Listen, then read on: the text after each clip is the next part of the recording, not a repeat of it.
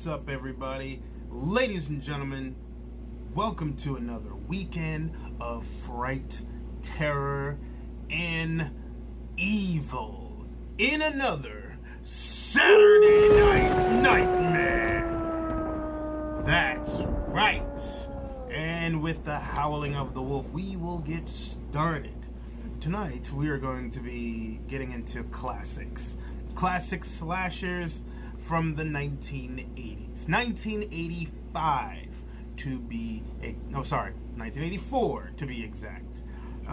Tonight, we are going to be diving into A Nightmare on Elm Street, which is one of my favorite horror slasher movies. Freddy Kruger is one of the most iconic horror movie villains of all time. He is the dream killer, the dream demon, as it were. Robert Englund is the man that really brought this character to life, as it were. And without him, I don't necessarily think that we would have had a Freddy Krueger per se. Originally, fun fact, actor David Warner was originally supposed to play Freddy Krueger. Makeup tests were done, but he dropped out due to scheduling conflicts. That's when we got Robert Englund. So, anyway, there's plenty more information that I can give you guys about this movie, but that's like almost a video of its own. I'm a huge fan of the Nightmare on Elm Street franchise, even this one, even this movie, yeah. But without further ado, let's watch everyone's favorite dream killer, child, whatever. It's been speculated in the past of what he was, and then the new movie, that movie, basically just threw it out there saying that he was a child molester and child killer. But anyway, let's get started with A Nightmare on Elm Street.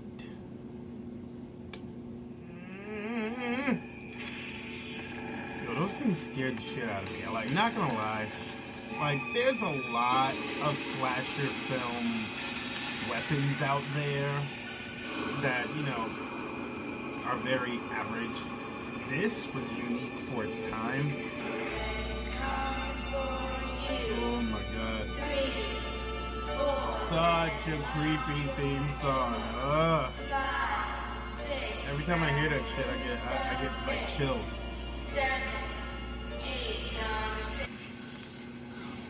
We're here for Tina now, not ourselves. Like, why is she so bothered by a stupid nightmare I anyway? can't. My dick is Scary, hard. that's why.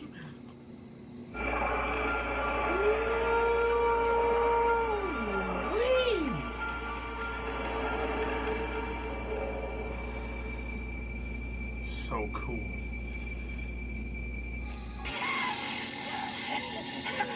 Oh, shit.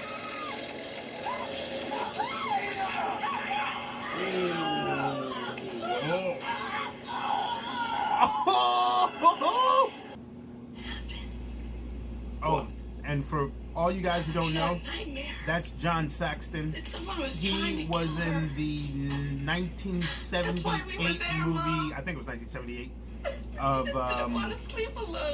Enter the Dragon with Bruce Lee and Jim Kelly. Leslie, you've no business going to school today. Wait a second. I don't know if you guys noticed, but at one point there was a bottle of vodka, and then the second it wasn't there no more. It was just the top of the bottle.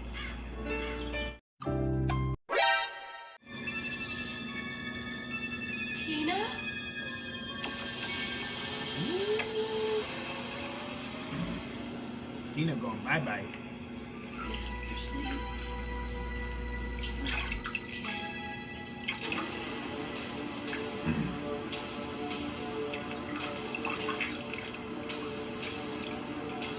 Yeah, beat that, teeth. Got claws coming out. You bastard. What'd I do? I just asked you to do one thing. Just stay awake and watch me. Just Just got wake me up. bright It looked blue like I was eyes. having a bad dream. You had one job to do. Well,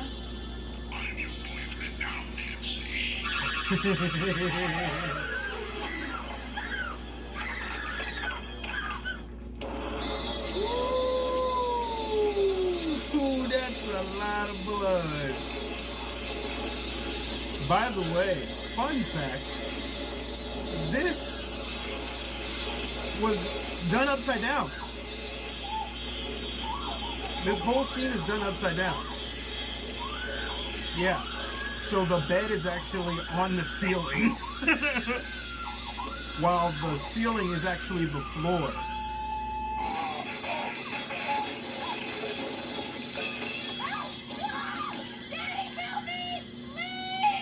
Maybe I better go tell the lieutenant. Maybe you should, nigga. Like, for real.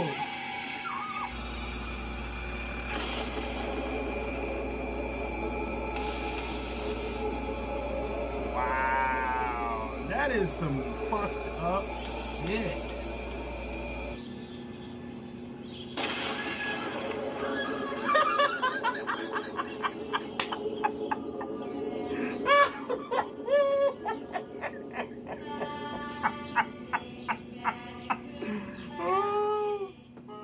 Okay, man. Oh, that last part had me so hurting in the stomach. Really one of my favorite parts about that movie. But holy shit, guys. Like, most definitely, this movie is prime suspect when it comes to its fantastic settings, for its time, of course. Like, it's low, with its low budget that it had, and like the budget was literally like $1 million. This movie made $57 million in box office. That's, I mean, come on now. It's very hard these days to do movies like that. You can't do a low budget movie these days and get something almost way, like, quadruple more than what you've expected. Sort of, or double, whatever.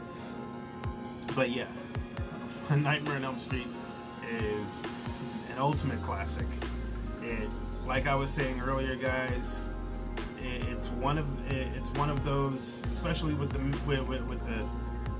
it's one of those movies that you look back and you appreciate the practicality of the movie. I mean, with the makeup artist David Miller, who basically obtained pictures of burn victims from the UCLA Medical Center to get the correct look of Freddy Kruger. That's going real deep, you know, because like to really go through that, looking at these photos, getting the proper pictures and everything, the proper coloring and all that types of stuff. It's crazy. It's crazy. But yeah. All right, let's go with the characters. Freddy Krueger. In this one, for me, I believe that this was the true Freddy. This movie and Wes Craven's New Nightmare, those two are the true Freddy Krugers, in my opinion. And I think maybe the second one too. But like the rest of them, it was really like cheesy slasher. And don't get me wrong, I like cheese. I'm a very cheesy type person when it comes to that. But and I know that was like the way the 80s were in the early 90s, but I like how uncomfortable Freddy makes you. Like, just knowing his story and then knowing how he's such a perverted version of like fear. Like he infiltrates your most vulnerable. He infiltrates you at your most vulnerable time. Gives you no privacy. Like you feel claustrophobic with this character, and that's why, to me, I feel like he's one of the best, if not the best, character in the slasher film genre. And Nancy's a really good character too. Of course, played by Heather Langenkamp.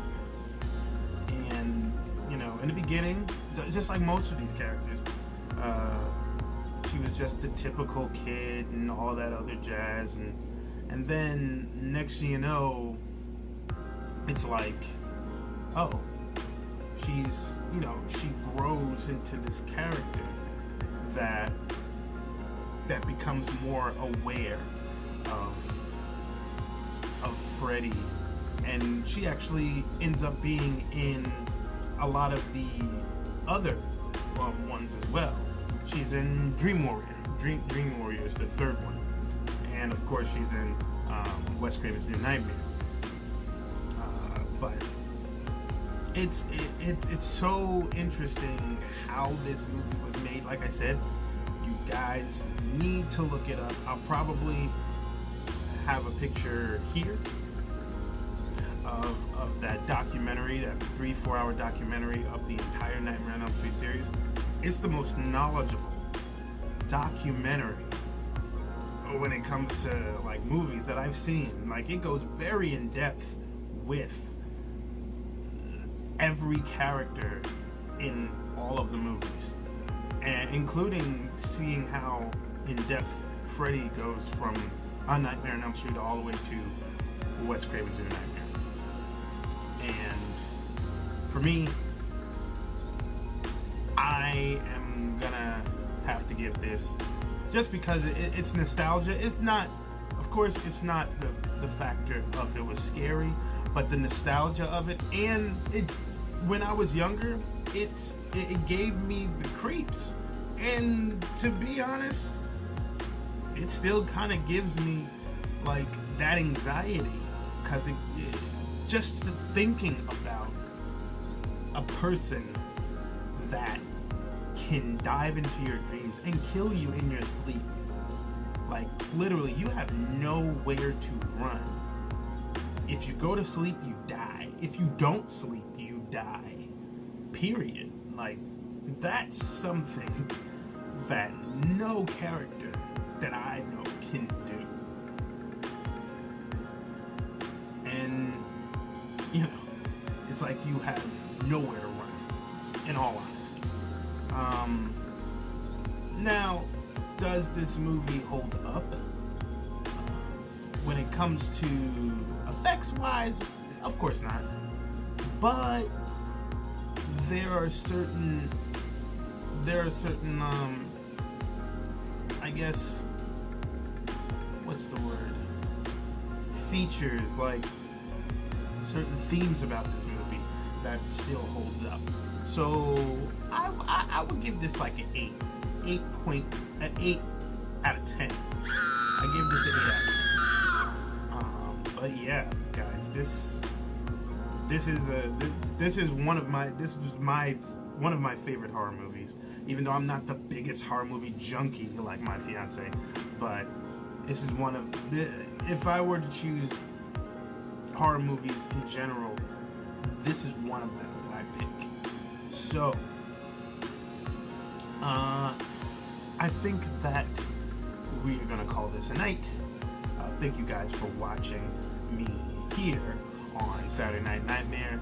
Tune in next week as usual. Same bat time, same bat channel.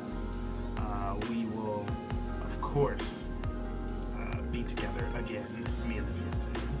And make sure you follow us on Instagram, and make sure you follow us on this Instagram also, our True Story Bro Instagram, and our Saturday Night Nightmare Instagram. We basically post on both of them. You can also follow us right here on our YouTube channel. Hit that subscription button if you are new, and make sure you slash that bell, if so you can get updated on all of our updated content that's coming up. And also please make sure you guys come to our Twitch, which is right here. It's True Story Bro, official True Story Bro Twitch, and you can catch us live every Wednesday night at 8 o'clock, where me and the guys talk about all things pop culture and life in general. Like we usually do. And as usual, I can't leave here without saying thank you to, of course, our fellas at Wild Bill's Craft Beverages, where they are owned and operated by our military vets, and they have the best when it comes to soft drinks. It has no fructose, high fructose corn syrup.